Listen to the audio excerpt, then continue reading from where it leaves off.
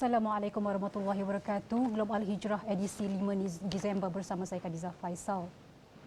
Selepas berjaya menawan Kabul 15 Ogos lalu, banyak janji-janji yang ditabur Taliban ke atas penduduk Afghanistan. Namun dengan sumber kewangan yang terhad dan dana asing yang dibekukan, tangan pemimpin mereka seperti diikat. Tekanan ekonomi itu turut dilihat negara-negara Islam yang lain yang tidak mahu Afghanistan lumpuh. Satu persidangan khas Pertubuhan Kerjasama Islam OIC akan diadakan 19 Disember ini bagi membincangkan isu kemanusiaan di negara tersebut.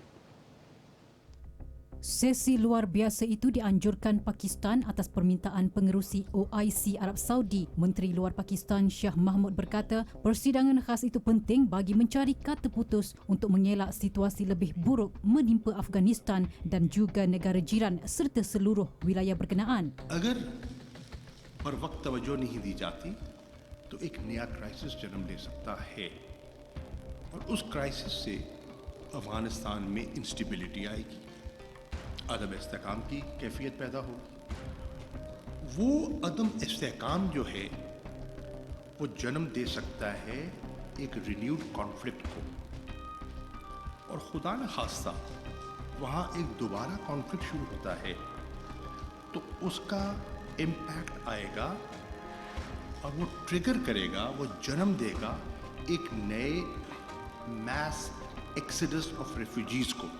Selain itu katanya, jika OIC tidak memberi perhatian tepat pada masanya, separuh daripada penduduk Afghanistan atau 22.8 juta orang bakal berdepan kekurangan makanan. Sebelum ini, Kementerian Luar Arab Saudi melaporkan isu pembekuan aset kewangan Afghanistan di Bank Negara Barat dan pembentukan kerajaan lebih inklusif di negara itu menjadi agenda penting persidangan OIC itu. Menurut Shah, negara besar seperti Amerika Syarikat, Rusia, China, Perancis dan Britain bersama Kesatuan Eropah EU, Bank Dunia dan Wakil Agensi Bantuan Pertubuhan Bangsa-Bangsa Bersatu PBB dijemput dalam persidangan khas OIC itu, dan tentunya delegasi peringkat tertinggi Taliban turut dijemput ke persidangan terbabit.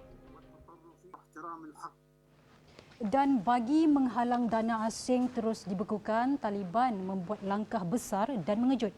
Dalam dekret terbaru, Taliban dipercayai mengeluarkan fatwa menegah kahwin paksa atau tanpa rela pengantin perempuan. Ini dianggap salah satu cara Taliban mencairkan hati masyarakat antarabangsa yang telah memberi tekanan dengan membekukan dana berbilion dolar Amerika kerana melanggar hak asasi wanita dan kemanusiaan.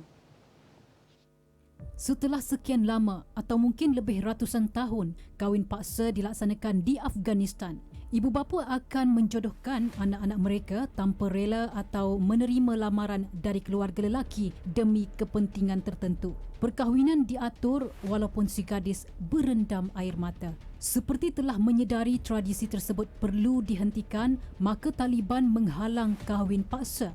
Menurut pemimpin mereka, Hibatullah Akhundzad, wanita tidak wajar dianggap sebagai harta dan persetujuan wanita mesti diperolehi jika mahu dinikahi. Begitu juga dengan lelaki, hak sama rata dalam hal ini. Katanya tiada sesiapa boleh memaksa wanita berkahwin secara paksa atau di bawah tekanan.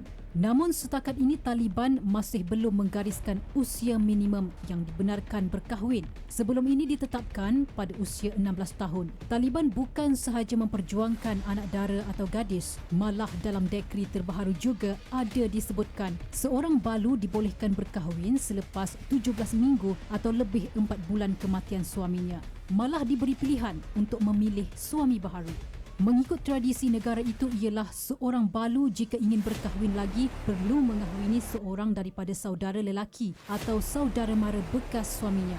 Kepimpinan Taliban juga mengarahkan Mahkamah Afghanistan untuk melayan wanita dengan adil, khusus apabila balu memohon pemilikan harta pusaka. Ketegasan kepimpinan Taliban dalam memperjuangkan hak wanita juga semakin terserlah. Seorang bapa ayam atau lelaki yang memperdagangkan 130 wanita di utara Afghanistan dicekuk selepas dia menipu akan menjodohkan gadis-gadis naif dengan orang kaya. Tangkapan ini memberikan kelegaan kepada banyak pihak dan mendorong lebih banyak tangkapan. Ketua Polis Jauzjan, Muhammad Sardar Mubaris berkata tertuduh menyasarkan wanita miskin yang terdesak untuk memperbaiki taraf hidup. Suspek akan membuat tawaran untuk mencarikan jodoh atau suami kaya. Wanita yang lurus dalam masa sama tersepit akan mempercayainya. Mereka akan mengikut suspek dengan harapan selepas itu mereka tidak lagi perlu bersusah payah seperti ahli keluarga atau rakan-rakan mereka yang lain demi sesuap roti. Sedar-sedar mangsa telah dibawa ke wilayah lain dan dijual sebagai hamba. Dari miskin, mereka jatuh ke lembah hina pula. Jenayah pemerdagangan manusia ini berkait rapat dengan nepotisme dan rasuah. Ia bukan perkara asing di Afghanistan dan perlu dibantras dari akar jika Taliban mahu perubahan yang drastik. Sikap Taliban kini banyak berubah dan lebih lembut. Diharap pembaharuan itu memberikan kelegaan rakyatnya. Dan selepas ini, saksikan raksasa Semeru tawan Jawa Timur.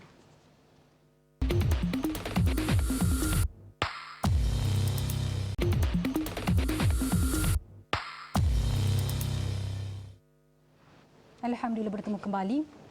Letusan gunung berapi Semeru di Jawa Timur seperti guruh kuat yang menakutkan penduduk tempatan. Awan gelap seperti mahu menelan penempatan daerah Lumajang menyebabkan mereka berlari bertempiaran. Gunung tertinggi di Pulau Jawa itu turut mengeluarkan debu tebal sehingga menyebabkan beberapa kawasan lereng gunung seperti daerah Pronojiwo dan Candipuro diselaputi hujan abu. Letusan Semeru turut diiringi hujan dan banjir di sekitar kampung Sumberwuluh. Kepulan abu meliputi jarak 500 hingga 800 meter dari pusat letusan. Lahar gunung berapi mula dilihat sejak semalam iaitu kira-kira 6 petang Sabtu. Setakat berita ini ditulis, 13 maut dan puluhan lagi dilaporkan melecur. Pasukan penyelamat bertungkus lumus mengeluarkan mangsa yang terperangkap di bawah litupan debu gunung berapi termasuk wanita mengandung. 10 mangsa yang tertimbus berjaya diselamatkan hidup-hidup manakala ratusan penduduk terpaksa meninggalkan kediaman mereka.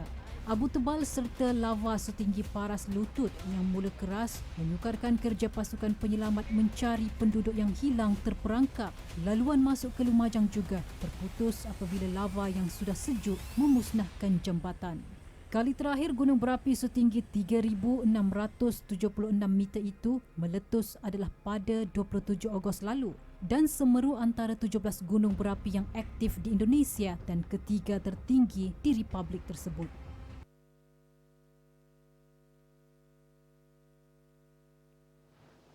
Selain Semeru, tahun ini 2 lagi gunung berapi Indonesia meletus iaitu Merapi dan Ili Liwotolo. Baik, sekian Globe Al Hijrah. Saya Khadijah Faisal. Assalamualaikum warahmatullahi wabarakatuh dan selamat malam.